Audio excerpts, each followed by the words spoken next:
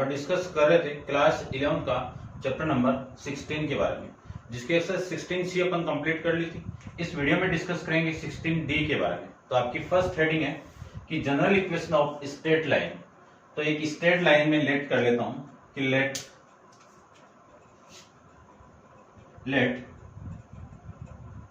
Equation of straight line या straight line लिख देता हूं मैं इक्वेशन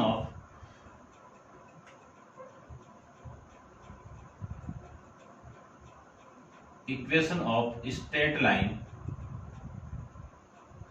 ठीक है, जितनी भी आपकी स्ट्रेट लाइन यानी जो लीनियर इक्वेशन है, जितनी भी लीनियर इक्वेशन है उनका आप ग्राफ ड्रॉ करोगे तो आपको एक स्ट्रेट लाइन ही मिलेगी हमेशा।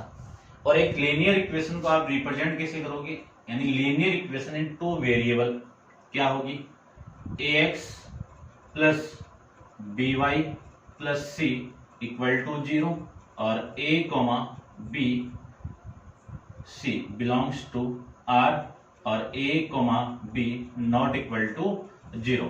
यानी ये क्या आपकी एक लीनियर इक्वेशन टू वेरिएबल है जिसमें ये कंडीशन आपकी एग्जिस्ट करती है। तो इस लीनियर इक्वेशन को मैं स्टैंडर्ड फॉर्म में कन्वर्ट करूं, स्टैंडर्ड फॉर्म कौन सी आपकी y equal to mx plus में c, इस फॉर्मेट में मैं चेंज कर दूं, इस फॉर्मेट में इसको चेंज करना है। अपन क्वेश्चन डिस्कस किया है 16C के अंदर, लेकिन अब एक हेडिंग आई है वापस, तो इसके बारे में डिस्कस कर लेते हैं। देखो इसी को मैं y यानी by इक्वल टू ये a इधर जाएगा क्योंकि आपको तो y की वैल्यू चाहिए ना, तो y equal to minus ax minus का c ये लिख सकते हैं। पूरी इक्वेशन को आप b से डिवाइड कर दो तो माइनस a अपॉन में b into x minus c upon में b ये वैल्यू आ गई। Comparing with the equation this equation, तो आपका जो स्लोप है यानी जो इक्वेशन का जो स्लोप है, ठीक है ना, लिख देता हूं मैं स्लोप ऑफ लाइन या फिर कह सकते हो आप ग्रेडियंट।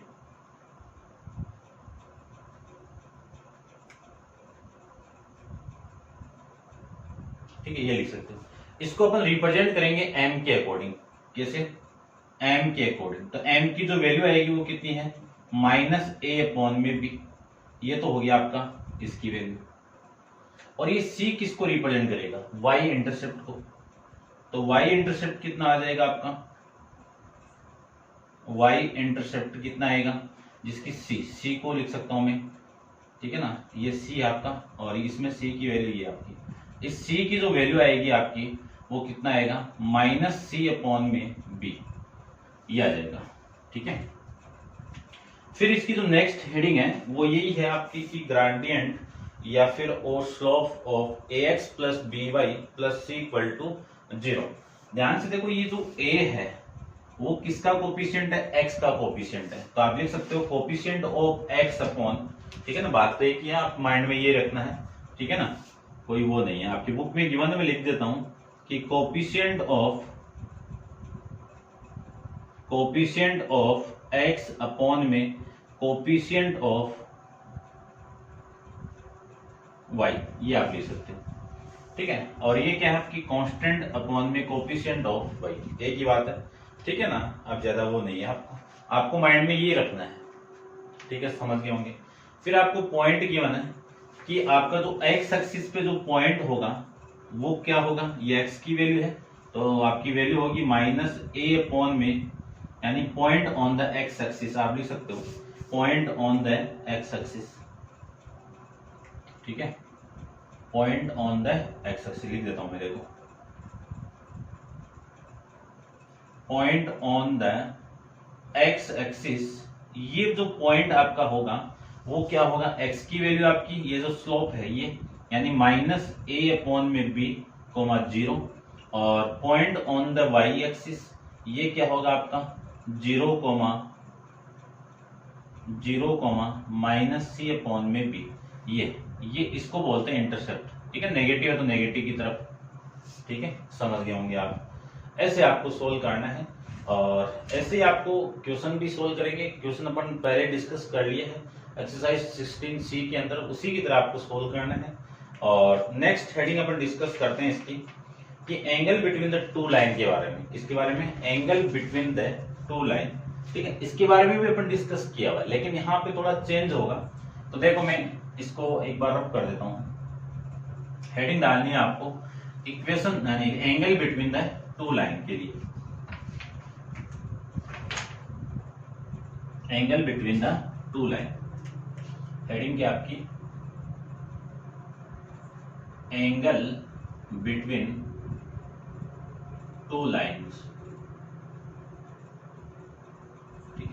लेट कर लेता हूं कि let two line, first line आपकी a x plus b y plus c equal to 0, इसको मैं A1 से रिप्रेजेंट कर देता हूं, ठीक है। एंड दूसरी लाइन को मैं ले लेता हूं, आपका लाइन होगी आपकी एंड, ठीक है, इसको रब भी कर देता हूं। देखो भाई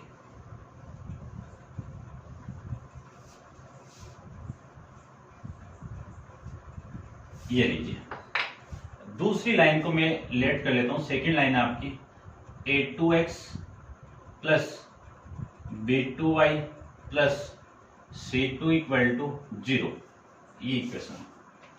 इन इक्वेशन का मैं स्लोप फाइंड आउट करूं तो स्लोप में डायरेक्ट फाइंड आउट करता हूं, यानी मैं लिख देता हूं स्टैंडर्ड फॉर्म के फॉर्म में। क्या लिख सकता हूं, y इक्वल टू, ठीक है, y equal to minus A1 upon में B1 इंटू में x और माइनस C अपॉन में B1। इस जो लाइन का जो स्लोप है उसको मैं m1 मान लूं, तो इस m1 की वैल्यू आपकी क्या होगी, ये हो जाएगी, यानी माइनस A1 अपॉन में B1, ये आपका स्लोप हो जाएगा m1 का, ठीक है। उसके बाद में मैं इसकी बात करूं तो यहां से जो वैल्यू आपकी आएगी, देखना ध्यान से कि इसमें y की वैल्यू फाइंड आउट करूं तो वैल्यू आएगी आपकी A2 अपॉन में B2 माइनस इंटू में x और माइनस C2 अपॉन में A2, ये आपकी A2 नहीं सॉरी भाई B2, ठीक है ना, B2 से डिवाइड कर रहे हैं ना अपन, आपको इससे पहले जो हेडिंग में आपको बताया हुआ। यदि मैं इस लाइन का स्लोप फाइंड आउट करूं तो जो स्लोप की वैल्यू क्या होगी, माइनस A2 अपॉन में B2, ये आपका स्लोप आ जाएगा, ठीक है। इतना आप समझ गए होंगे। अब देखो अपन डिस्कस किया है कि angle between the two line के लिए एक फॉर्मूला था आपका कि टेन थीटा, ठीक है ना, लिख देना एंगल बिटवीन द इन दोनों लाइन के बीच में। क्या फॉर्मूला है कि tan theta equal to mod of m1 minus m2 upon में 1 प्लस m1 इंटू m2, ये फॉर्मूला है, ठीक है। यदि दो लाइन आपको गिवन है तो इन दोनों कोफिशिएंट यानी जो x y के कोफिशिएंट का यूज करके मैं एंगल फाइंड आउट कैसे करें उसके अकॉर्डिंग है। तो आप वैल्यू पुट कर दो, m1 की वैल्यू कितनी है, माइनस A1 अपॉन में B1, फिर माइनस m2 की वैल्यू कितनी है, माइनस A2 अपॉन में B2 अपॉन में 1 प्लस m1 की वैल्यू माइनस A1 अपॉन में B1 into minus A2 upon में B2, ये आपके इसकी वैल्यू आ जाएगी, समझ गए होंगे आप, ठीक है। ये तो माइनस माइनस प्लस हो गया, माइनस A1 अपॉन में B1 प्लस A2 अपॉन में B2 अपॉन में 1 plus A1 into A2 upon में B1 इंटू B2, ठीक है। ये माइनस माइनस आपका प्लस हो गया। इसी को मैं लिख सकता हूं कि टेन थीटा इक्वल टू दोनों का आप एलसीएम लोगे तो B1 इंटू B2, क्या एलसीएम आ गया कि B1 इंटू B2, यहां से आपकी वैल्यू आएगी minus A1 into B2 plus A2 into B1 upon, इन दोनों का आप एलसीएम लोगे तो एलसीएम कितना आ गया, सेम ही B1 इंटू B2 अपॉन में आएगा B1 into B2 plus A1 into A2, ये लीजिए। इसको आप उल्टा करके मल्टीप्लाई करोगे तो ये वाली वैल्यू आपस में कैंसिल आउट, आपकी जो वैल्यू आएगी टेन थीटा की वो आएगी A2 into B1 minus A1 into B2 upon में वैल्यू आएगी A1 into A2 plus B1 into B2, ये आपकी वैल्यू आ जाएगी। इसी को मैं लिख सकता हूं tan थीटा। ठीक है, ये आपका फॉर्मेट बनेगा। ठीक है, समझ गए होंगे आप। ठीक है भाई, ये है आपका A1 इंटू B1। ठीक है ना, A1 इंटू B1। देखो आप माइनस को कॉमन निकालो तो मॉडुलस दिया हुआ आपको, तो मॉडुलस से आप माइनस को कॉमन निकाल सकते हो। तो इस फॉर्मेट को आप ऐसे भी लिख सकते हो कि tan थीटा इक्वल टू, एक ही बात है, इतना आप करोगे तो भी आंसर आएगा और वैसे करोगे तो भी आंसर आने वाला है। ठीक है, यदि मैं माइनस से कॉमन निकाल दूं तो A1 into A2 minus A2 into B1 upon में A1 into A2 plus B1 into B2। अब जो माइनस कॉमन लिया है उस माइनस का मैंने मॉडुलस करूंगा तो वैल्यू क्या आएगी, पॉजिटिव, है ना। आप ये मत पूछो सर माइनस कॉमन निकाला वो कहाँ गया। ठीक है ना, तो माइनस को जो मैंने कॉमन निकाला है उसका मैं मॉडुलस करूंगा तो मॉडुलस करते ही जो नेगेटिव वैल्यू वो आपकी पॉजिटिव बन जाएगी। ठीक है, और ये फॉर्मेट आपको दिया हुआ है। एक ही बात है, आप ये भी माइंड में रखोगे तो भी सही है, ये माइंड में रखोगे तो भी सही है। आप इसके अकॉर्डिंग सोल्व करोगे तो भी आपका आंसर तो ही आने वाला है। ठीक है, कैसे आएगा कि जो भी आपकी लीनियर इक्वेशन दी हुई है उसको आप स्टैंडर्ड फॉर्म में कन्वर्ट कर दो, वहां से m1 की वैल्यू फाइंड आउट कर लो। m1 की वैल्यू आप डायरेक्ट यहाँ पे पुट कर सकते हो। ठीक है, बात वही आने वाली है। ठीक है, तो ये था आपका डेरिवेशन, तो मैंने इसको एक्सप्लेन कर दिया। फिर नेक्स्ट हेडिंग आपकी to reduce the general equation.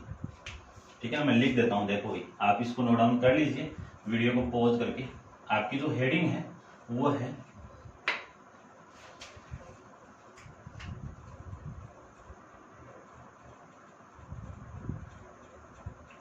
To reduce the general equation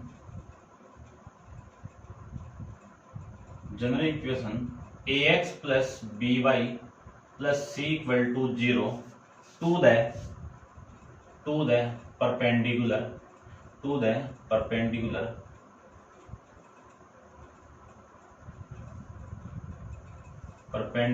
form.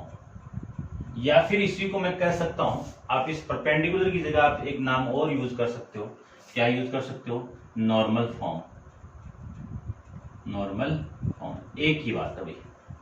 ठीक है, ये आपकी हेडिंग है कि आपको क्या करना है कि जनरल इक्वेशन इसको आपको रिड्यूस करना है, किसमें, नॉर्मल फॉर्म में रिड्यूस करना है। ठीक है ना, सीधी सी मीनिंग यही है। देखो अपन बात करें सबसे पहले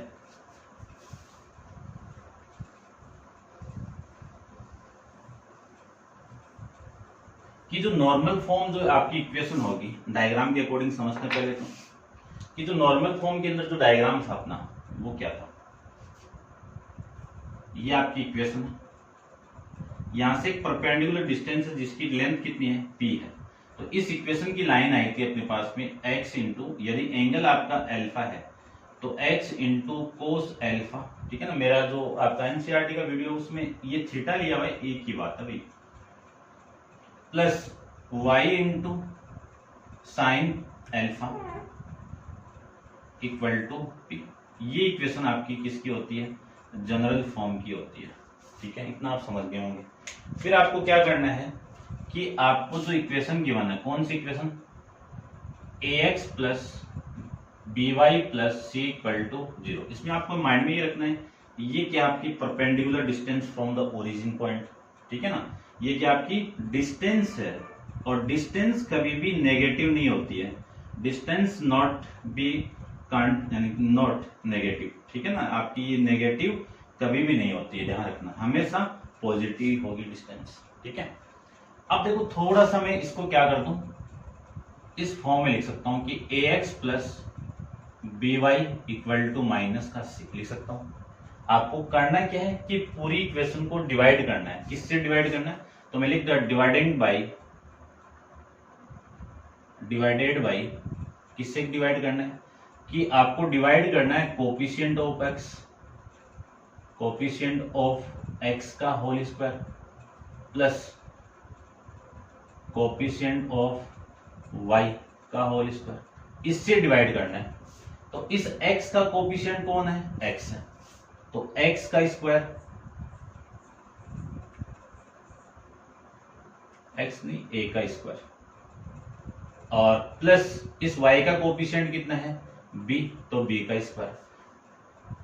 इस वाली वैल्यू को आपको पूरी इक्वेशन को डिवाइड करना है, तो मैं इस पूरी इक्वेशन को डिवाइड करूं तो आपकी वैल्यू आएगी a अपॉन में root of a square plus b square plus b upon sorry x कहाँ गया, x नहीं गया कहीं पे, तो b अपॉन में root of a square plus b square into y equal to minus c upon में root of a square plus b square, ये मैं लिख सकता हूं।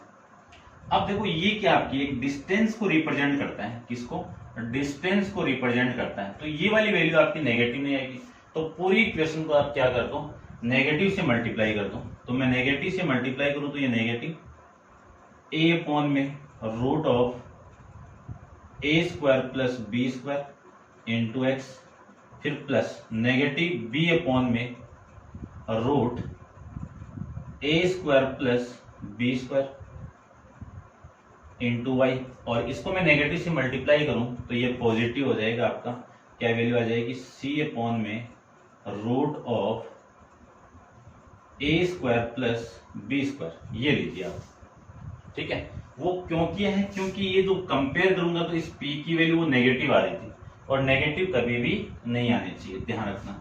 अब कंपेयरिंग यानी इस इक्वेशन का कंपेयर करवाना इस इक्वेशन के साथ में, तो आपकी वैल्यू आएगी, सबसे पहले देखो यहाँ पे इस अक्ष के साथ में कौन है, ये वाली वैल्यू है, और यहाँ पे इस अक्ष के साथ में कौन है, ये वाली वैल्यू है, ये दोनों आपस में इक्वल होंगे, तो कोस एल्फा की वैल्यू कितनी आ गई, माइनस a अपॉन में root of a square plus b square, ये वैल्यू आ गई। फिर यहाँ पे इस y के साथ में कौन है, ये वाली वैल्यू, और यहाँ पे y के साथ में कौन है, ये वाली वैल्यू, यानी साइन एल्फा की वैल्यू आ जाएगी यहाँ से माइनस b अपॉन में root of a square plus b square. फिर बची हुई वैल्यू कौन सी, आपकी परपेंडिकुलर डिस्टेंस, तो p की वैल्यू कितनी आ जाएगी यहाँ से, p equal to c upon में root of a square plus b square, ये आ जाएगी। नॉर्मल फॉर्म के अंदर आप एंगल फाइंड आउट कर सकते हो अल्फा, फिर अल्फा और p जो परपेंडिकुलर डिस्टेंस वो आप फाइंड आउट कर सकते हो, ठीक है। ये आपकी heading to reduce to general equation to normal form या परपेंडिकुलर फॉर्म, ये कंप्लीट है। और डिस्कस करते हैं इसके नेक्स्ट हेडिंग के लिए, आइडेंटिकल लाइन के लिए, उसके बारे में डिस्कस करते हैं। तो आइडेंटिकल के लिए कुछ नहीं है, कोफिशिएंट का रेशियो आपको रिप्रेजेंट करना है, तो आप वीडियो को पॉज कीजिए और इसको नोट डाउन कर लीजिए, करते हैं डिस्कस। देखिए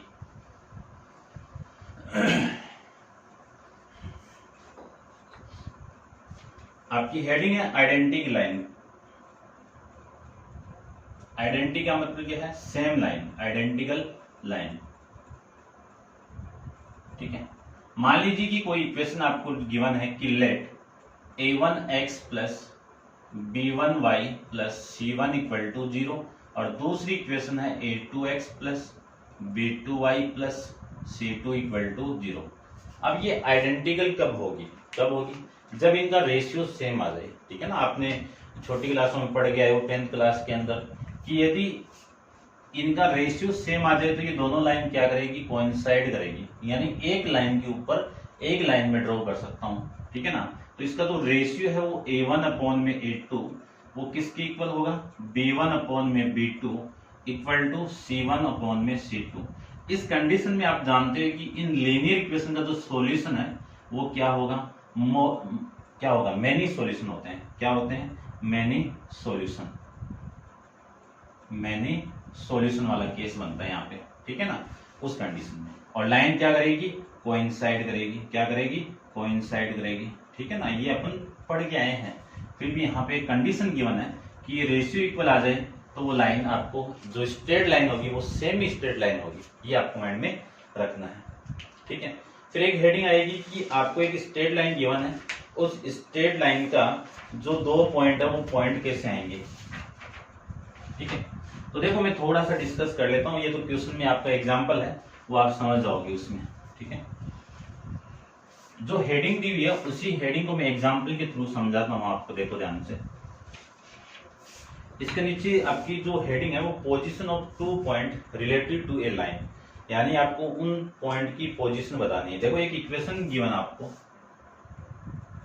x minus 2y equal to -3, ठीक है ना। एग्जाम्पल नंबर 11 की बात कर रहा हूं मैं, ये गिवन है। सबसे पहले मैं इस इक्वेशन को क्या लिख सकता हूं, x माइनस 2y और इक्वल प्लस का 3 इक्वल टू 0, ये लिख सकता हूं, ठीक है, ये आप लिख सकते हो। अब यहां पे 2 पॉइंट गिवन आपको, एक पॉइंट तो ये 2,3 और एक पॉइंट है 1,3। यदि मैंने ये पॉइंट इसमें पुट कर दिया और साइन आ गया आपका पॉजिटिव, नेगेटिव आ रहा है वैसे तो, लेकिन मान लीजिए पॉजिटिव आ गया और इस पॉइंट को मैंने पुट कर दिया तो इसका साइन आपका नेगेटिव आ गया, साइन क्या आ गया, अपोजिट आ गया। तो ये पॉइंट भी और लाइन भी मान ले जाऊं, एक बार सपोज करना आप, ये लाइन ऐसे बनी हुई है तो ये पॉइंट यहाँ पे, तो ये पॉइंट इसके अपोजिट होगा, ठीक है। और मैं बात करूं कि इनके साइन या तो पॉजिटिव आ जाए, दोनों सेम आ जाए, या फिर ये दोनों नेगेटिव आ जाए, उस केस के अंदर ये जो दोनों पॉइंट है, मान लीजिए ये पॉइंट यहाँ पे तो ये दूसरा भी यहाँ पे होगा, यानी एक ही तरफ होंगे, ये आपको माइंड में रखना, ठीक है। कि एक लाइन मैंने ड्रॉ की, उस लाइन के अंदर वो पॉइंट पुट किया, तो उस लाइन के अंदर पुट करने के बाद में यदि जो वैल्यू है वो सेम साइन आ रहे हैं, नेगेटिव नेगेटिव आ रहा है, पॉजिटिव पॉजिटिव आ रहा है, तो दोनों पॉइंट सेम साइड होंगे। और साइन एक नेगेटिव आ रहा है, एक पॉजिटिव आ रहा है, एक पॉजिटिव और एक नेगेटिव आ रहा है, तो वो साइन क्या होंगे, अपोजिट साइड में, यानी जो पॉइंट होंगे वो क्या लाई करेंगे, इस लाइन के अपोजिट, यानी ये पॉइंट यहाँ पे तो ये दूसरा पॉइंट यहाँ पे एग्जिस्ट करेगा, ठीक। तो ये था आपका नॉर्मल सा इंट्रोडक्शन कंप्लीट है, तो उम्मीद करता हूँ आप समझ गए होंगे अच्छे से, ठीक है। अब देखते हैं क्वेश्चन सोल्व करते हैं, कितना अच्छा आपको यानी लगेगा देखना, ठीक है। नॉर्मल है क्वेश्चन, कोई वो नहीं है, बस थोड़ा सा आप इंट्रोडक्शन ढंग से कर लेना, सारे क्वेश्चन आप सोल्व कर सकते हो। चलिए डिस्कस करते हैं। क्वेश्चन नंबर फर्स्ट को देखिए सबसे पहले,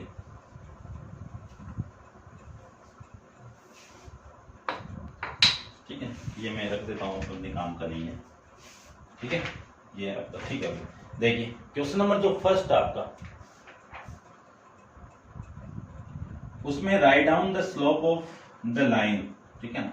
फर्स्ट के अंदर स्लोप फाइंड आउट करना है ना, सभी में स्लोप ही फाइंड आउट करना है। तो 2x प्लस 3y प्लस में 1 इक्वल टू 0, ठीक है। सबसे पहले स्टैंडर्ड फॉर्म में कन्वर्ट करो। स्ट्रेट लाइन की जो स्टैंडर्ड फॉर्म है वो मैं यहीं पे लिख देता हूँ, परमानेंट है ये आप जानते हो, इस फॉर्म में इसको कन्वर्ट कर लो, ठीक है ना। अपन कन्वर्ट करते हैं ना जो ग्रेडियंट और स्लोप फाइंड आउट करने के लिए, तो क्या करते हैं, सबसे पहले y की वैल्यू फाइंड आउट करो। तो y की वैल्यू तो यहीं पे है, ये रही, यानी 3y की वैल्यू कितनी आएगी, -2x, ये भी इधर आएगा तो -1 आ गया। पूरी इक्वेशन को मैं 3 से डिवाइड कर दूं तो -2/3 इंटू x -1/3, ये लिख सकता हूँ। ये क्या है, ये स्लोप ही था अपना, तो इसका जो स्लोप होगा वो कितना हो गया, -2/3, ये आपका स्लोप हो जाएगा, ठीक है भाई, समझ गए होंगे। स्लोप को m से रिप्रेजेंट करते हैं। सेकंड डिस्कस करते हैं इसका, ठीक है। देखिए इसका जो सेकंड है वो आपको गिवन है 7x minus 5y, 7x minus 5y plus में 8 इक्वल टू 0, ये गिवन है। 5y को मैं इधर लेके जाऊं तो आपकी वैल्यू होगी 5y equal to 7x plus में 8। पूरी इक्वेशन को आप 5 से डिवाइड करोगे तो 7/5 इंटू एक्स प्लस 8/5, ठीक है भाई, ये आप लिख सकते हो, है ना। ये जो 5y मैं इधर लेके आ रहा हूँ और लिख में ऐसे रहा हूँ, ध्यान रखना, ये क्या आपका स्लोप ही है, और स्लोप को रिप्रेजेंट करेंगे m से, तो 7/5। और मैं मान लीजिए यहाँ पे ये बोल दिया जाए कि y इंटरसेप्ट कितना होगा, y इंटरसेप्ट कितना होगा, तो c की वैल्यू कितनी होगी, 8/5, ये लीजिए। करते हैं इसका थर्ड पार्ट डिस्कस, ठीक है ना, सिंपल है, कोई दिक्कत नहीं है। 6th पार्ट में आपको गिवन क्या है वो देखिए, -6x minus 11x equal to 0, 6y ये आपका, ठीक है।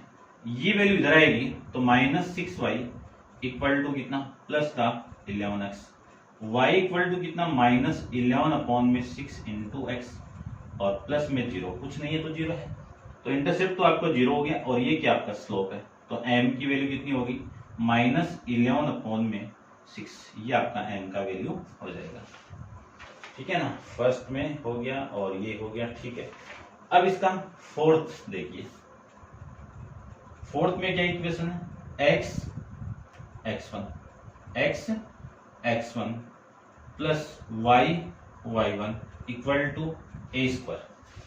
सबसे पहले इस y की वैल्यू फाइंड आउट करो, तो ये वैल्यू इधर आएगी, तो y इंटू y1 को क्या लिख सकता हूं, -x इंटू x1, यानी ऐसे लिख सकता हूं ना, x1 इंटू x, और ये प्लस का a²। पूरी इक्वेशन को y1 से डिवाइड कर दो, क्योंकि इस y को अकेला छोड़ना है, तो y equal to -x1 upon में y1 इंटू x, और ये a1 अपॉन में यानी a² अपॉन में y1, और ये आपका स्लोप है। ठीक है, स्लोप कितना हो गया, -x1 अपॉन में y1। इस लाइन का स्लोप आपका ये मिल जाएगा। ठीक है, समझ गए होंगे। करते हैं डिस्कस नेक्स्ट इसका 5th पार्ट के बारे में। तो आप वीडियो को पॉज कीजिए और इसको नोट डाउन कर लीजिए, इसका 5th पार्ट में डिस्कस करता हूं। देखिए 5th पार्ट,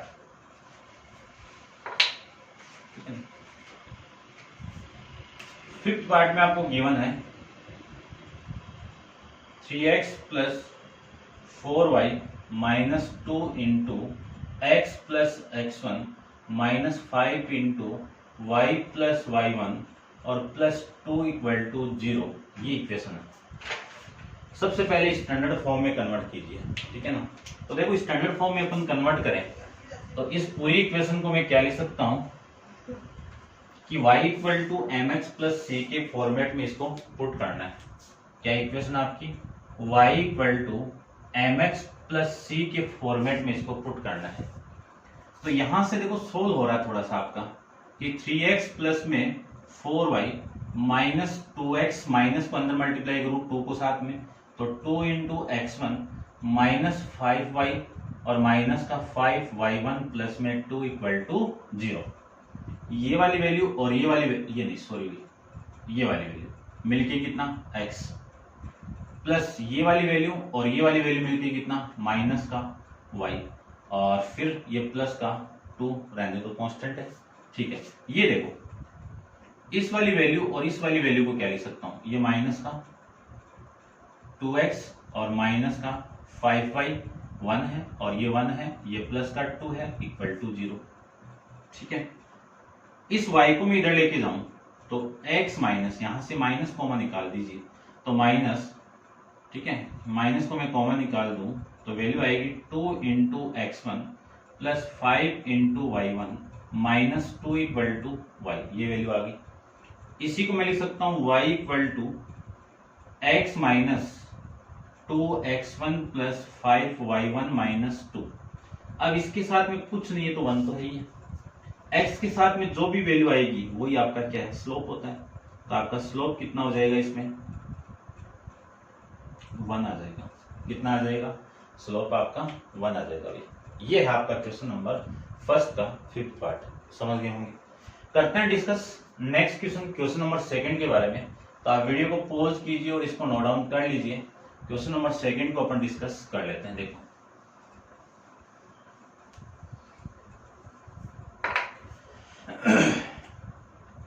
क्वेश्चन नंबर 2 के अंदर देखिए क्या गिवन आपको गिवन है कि फाइंड द वैल्यू ऑफ के की वैल्यू फाइंड आउट करनी, किसमें, इसमें k minus 2 into x plus k plus 3 into y minus 5 equal to 0। कब कि ये लाइन आपकी पैरेलल है। फर्स्ट में क्या है, parallel to,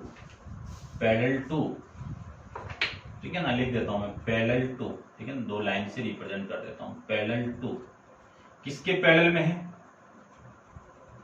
2x minus plus 7 equal to 0।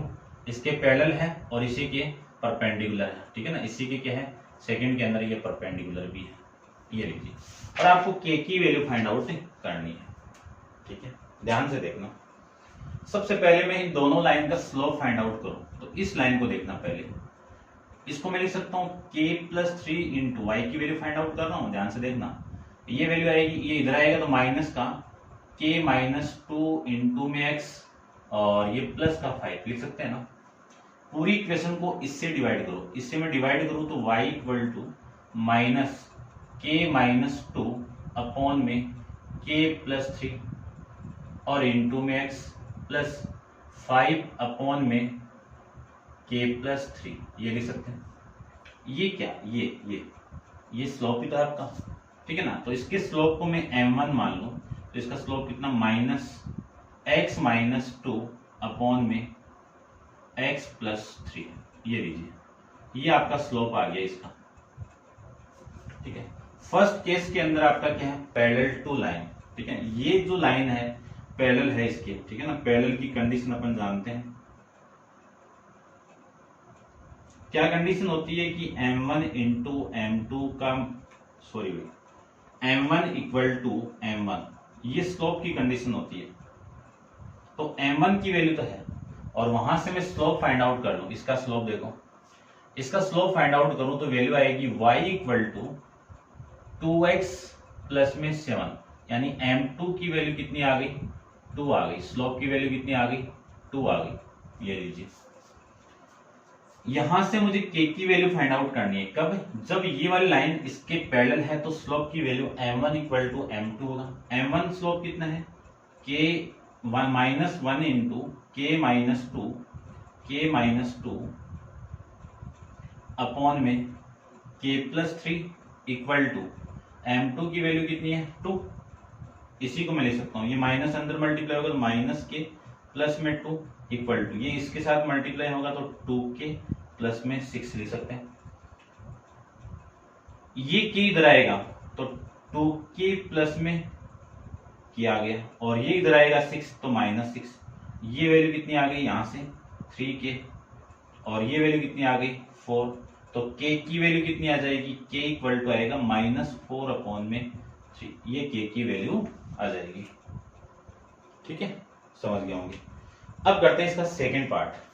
Second part में ये बोला है कि ये वाली लाइन इसके परपेंडिकुलर है, यानी क्या है, परपेंडिकुलर है, परपेंडिकुलर है ना, तो साइन ही रिप्रेजेंट कर रहा हूं मैं। तो परपेंडिकुलर की कंडीशन आप जानते हो कि m1 इंटू m2 दोनों स्लोप का मल्टीप्लाई -1 के इक्वल होता है। तो स्लोप m1 की वैल्यू कितनी है, -k-2 अपॉन में k+2 और इंटू में इसकी वैल्यू कितनी है, 2 इक्वल टू इसकी वैल्यू कितनी है, -1। माइनस से माइनस कैंसिल आउट। इस 2 को मैं इसके साथ मल्टीप्लाई कर दूं तो 2k प्लस 4 और ये इधर मल्टीप्लाई होगा, ये 3 है भाई, ये इधर मल्टीप्लाई करवा दें तो ये k प्लस में 3 आ जाएगा, ठीक है। 1 के साथ मल्टीप्लाई, k तो इधर आएगा तो आपकी वैल्यू आएगी 2k minus k equal to ये वैल्यू इधर आएगी तो 3 + 4, 2k माइनस k कितना, k इक्वल टू 7, ठीक है। ये वैल्यू आपकी यहां से आ जाएगी, ठीक है भाई। जब पैरेलल है तब k की वैल्यू ये आएगी और जब परपेंडिकुलर है तब k की वैल्यू आपकी ये आ जाएगी। चेक कर लेते हैं अपन एक बार आंसर को, ठीक है भाई। ये आपका आंसर है, समझ गए होंगे आप, ठीक है। तो ये थे आपके क्वेश्चन नंबर 2 तक। अब आप वीडियो को पॉज करके इसको नोट डाउन कर लेना और नेक्स्ट क्वेश्चन नंबर 3 अपन नेक्स्ट वीडियो के अंदर डिस्कस करेंगे। आज के लिए इतना ही, थैंक यू सो मच।